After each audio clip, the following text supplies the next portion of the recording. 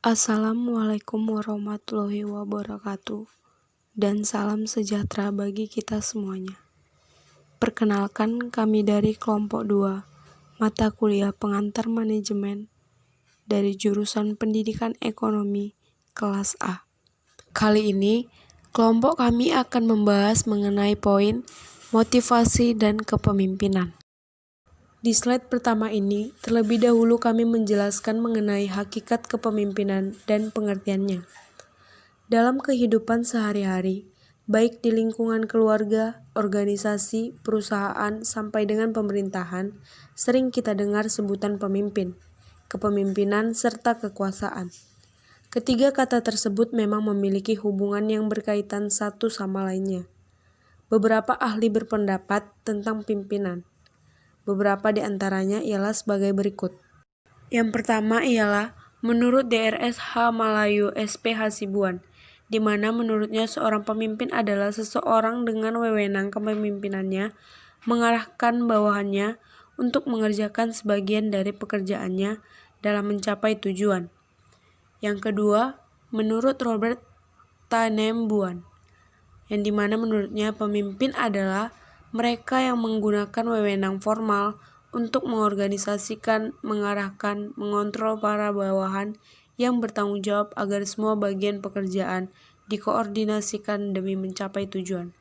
Dan yang ketiga ada menurut Profesor McCoby, yang dimana menurutnya seorang pemimpin pertama yang pertama-tama sekali seorang yang mampu menumbuhkan dan mengembangkan segala yang terbaik dalam diri para bawahannya. Pemimpin yang baik untuk masa kini adalah orang yang religius dalam artian menerima kepercayaan etnis dan moral dari berbagai agama secara kumulatif. Kendati pun ia sendiri mungkin menolak ketentuan gaib dan ide ketuhanan yang berlainan. Selanjutnya adalah pengertian dari kepemimpinan. Kepemimpinan adalah kemampuan seseorang memengaruhi atau memotivasi orang lain untuk melakukan sesuatu sesuai tujuan bersama. Kepemimpinan meliputi proses mempengaruhi dalam menentukan tujuan organisasi, memotivasi perilaku pengikut untuk mencapai tujuan, mempengaruhi untuk memperbaiki kelompok dan budayanya. Kedua, jenis-jenis kepemimpinan. Dr. George R. Terry PhD mengemukakan berbagai jenis kepemimpinan yaitu sebagai berikut. Yang pertama, kepemimpinan non-personal atau non-personal leadership type. Yang kedua, kepemimpinan personal atau personal leadership type. Yang ketiga, kepemimpinan otoriter atau authoritarian leadership type. Yang keempat, kepemimpinan demokrasi atau democratic leadership type. Dan yang kelima, kepemimpinan kebapakan atau paternalistic leadership type. Yang keenam, kepemimpinan bakat atau endogenous leadership type. C. Ciri-ciri seorang pemimpin. 1. Berkarisma. 2. Pandangan ke depan. 3. Daya persuasi. Dan 4. Intensitas. D. Tugas-tugas seorang pemimpin. Menurut pandangan Profesor Dr. Haji Arifin Abdurrahman, tugas seorang pimpinan yang utama sebagai berikut. 1. Mengantarkan. 2. Mendidik. 3. Mengetahui. 4. Memberikan bimbingan dan pimpinan yang baik. 5. Memelopori. 6. Menggerakkan bawahan. 7. Memberi petunjuk. Adapun tugas-tugas seorang pemimpin yang dikemukakan oleh Profesor Dr. Sarwono Prawirozo sebagai berikut. 1. Menerjemahkan atau menyampaikan dan merancang serta memimpin pelaksanaan putusan-putusan yang diambil oleh pihak atasan. 2. Mengatur prosedur dan tata tertib pekerjaan dari mereka yang bekerja di bawahnya.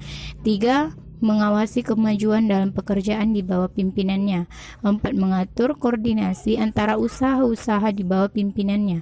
5. Mempercayakan atau menyerahkan beberapa wewenang tanggung jawab kepada orang bawahannya.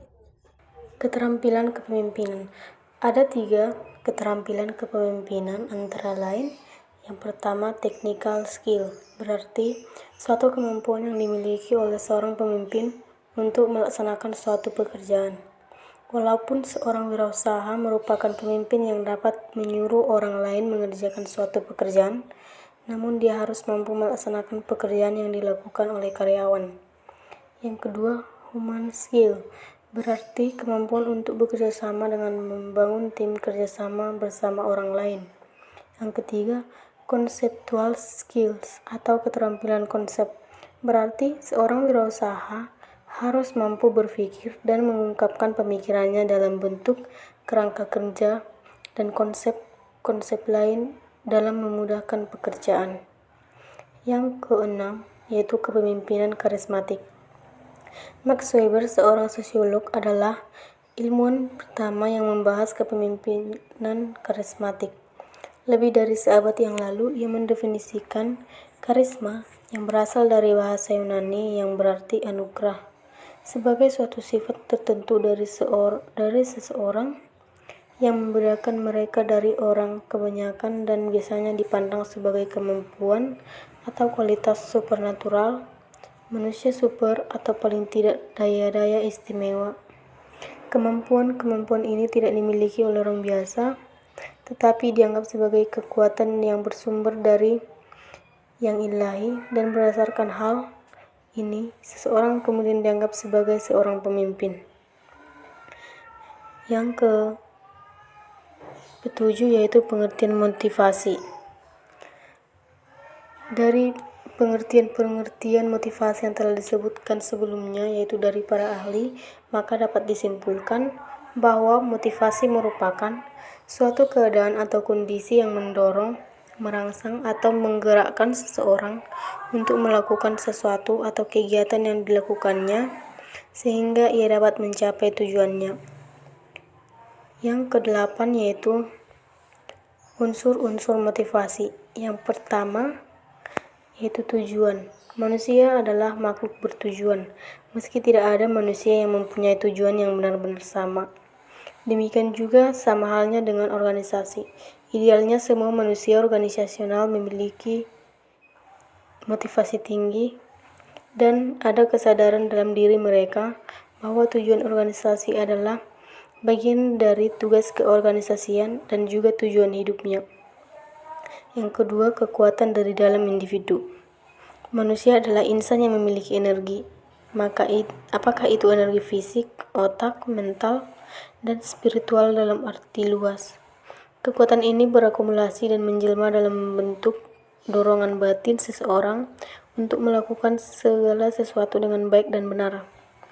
Manusia organisasional bekerja dalam organisasi semata-mata karena rasa terpanggil untuk berbuat, tanpa mengingkari adanya maksud-maksud yang ingin dicapai dari bekerja itu.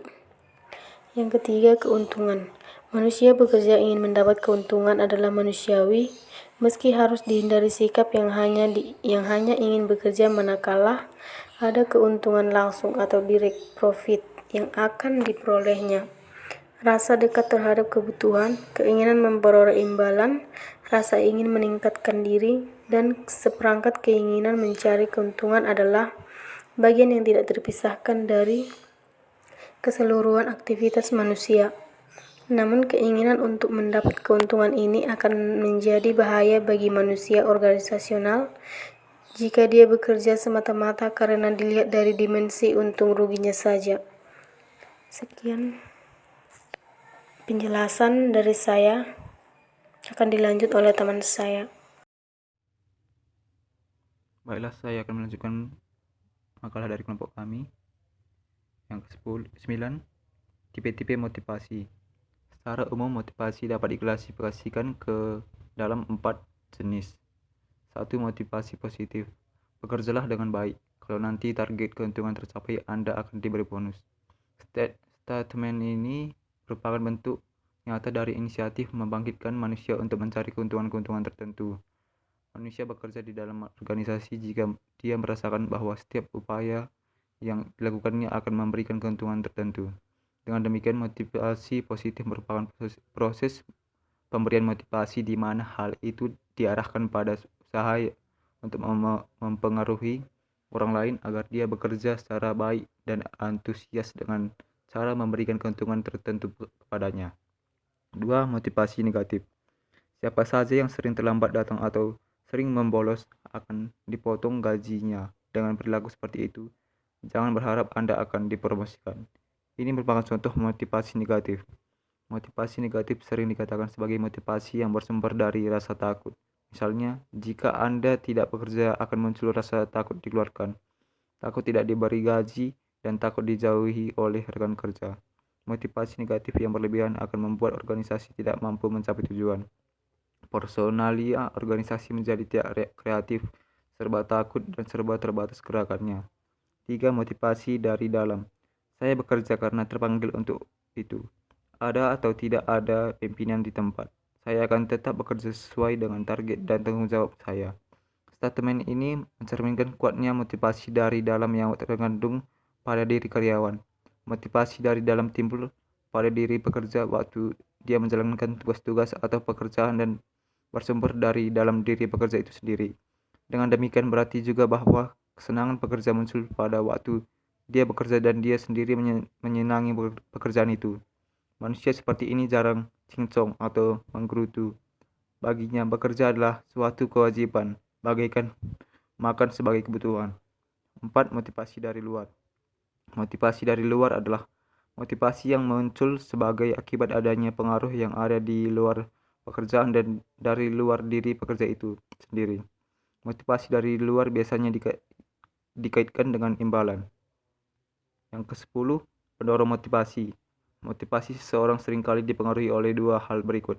1. Seberapa mendesaknya suatu kebutuhan. Misalnya kita merasa lapar, namun harus menyelesaikan satu tugas dengan segera. Kalau kita merasa sangat lapar, kita akan makan. Tapi bila kita hanya sedikit merasa lapar, kita akan memilih untuk menyelesaikan tugas. 2. Anggapan bahwa suatu tindakan akan memenuhi suatu kebutuhan. Misalnya ada dua kebutuhan yang mendesak, keinginan untuk menyelesaikan tugas atau makan. Persepsi tentang bagaimana kita memandang dua kebutuhan tersebut sangat menentukan mana yang akan diprioritaskan. Kalau kita berpikir bahwa kita bisa dipecat karena tugas tidak selesai, kita akan mengorbankan waktu makan siang untuk mengerjakannya. Sebaliknya, jika kita merasa tidak akan mendapat masalah walaupun pekerjaan itu tidak selesai, kita akan pergi untuk makan siang. Orang dapat termotivasi karena kepercayaan nilai, minat, rasa takut, dan sebagainya. Di antaranya adalah faktor internal, seperti kebutuhan, minat, dan kepercayaan. Faktor lainnya adalah faktor eksternal, misalnya bahaya, lingkungan, atau tekanan dari orang yang dikasihi. Tak ada proses yang mudah dalam motivasi. Kita harus selalu terbuka dalam memandang orang lain. Yang ke-11, menjadi motivator yang baik. Adalah penting bagi seorang pemimpin untuk mengetahui bagaimana cara memotivasi karyawannya. Feinberg menjabarkan beberapa tindakan yang tidak memotivasi orang lain. 1. Meremehkan bawahan. Tindakan ini bisa membunuh rasa percaya diri dan inisiatif karyawan. 2. Mengkritik karyawan di depan karyawan lain. Tindakan ini pun bisa merusak hubungan yang sudah terbina baik. 3. Memberikan perhatian setengah-tengah atau tidak memperhatikan karyawan. Kalau seorang pemimpin tidak memedulikan karyawan, maka rasa percaya dirinya akan luntur. 4. Memerhatikan diri sendiri. Pemimpin yang seperti ini dianggap egois dan hanya memanipulasi karyawan untuk kepentingan sendiri. 5. Menganak-emaskan seorang karyawan. Tindakan ini sebaiknya juga tidak dilakukan karena bisa merusak moral karyawan lain. 6. Tidak mendorong karyawan untuk berkembang. Kalau karyawan merasa bahwa bos juga ikut berjuang bersama, mereka akan sangat termotivasi. 7. Tidak memedulikan hal-hal kecil. Apa yang nampak kecil bagi Anda mungkin saja sangat penting untuk karyawan. 8. Merendahkan karyawan yang kurang terampil. Seorang pemimpin memang wajib menolerir ketidakmampuan karyawan, namun harus hati-hati dalam menangani permasalahan yang ditimbulkan agar tidak sampai mempermalukan karyawannya. 9. Ragu-ragu dalam mengambil keputusan. Atasan yang ragu-ragu mengakibatkan kebimbangan di seluruh organisasi. Sesungguhnya, cara yang paling baik untuk memotivasi karyawan adalah melibatkan mereka dalam proses pengambilan keputusan. Saran, rekomendasi, dan kritik adalah pendorong yang paling efektif dan sangat memotivasi organisasi yang berani menerapkannya. Kesimpulan, kepemimpinan dan motivasi. Kepemimpinan dan motivasi merupakan dua hal yang berbeda, meski memiliki tautan dalam konteks kerja dan interaksi antar manusia organisasional. Kate Davis mengemukakan bahwa tanpa kepemimpinan, organisasi hanya merupakan kelompok manusia yang kacau, tidak teratur, dan tidak akan dapat melahirkan perilaku bertujuan. Kepemimpinan adalah faktor manusiawi yang mengikat suatu kelompok bersama dan memberi motivasi menuju tujuan-tujuan tertentu, baik dalam jangka pendek maupun jangka panjang. Ini berarti antara kepemimpinan dengan motivasi memiliki ikatan yang kuat. Sekian dari saya.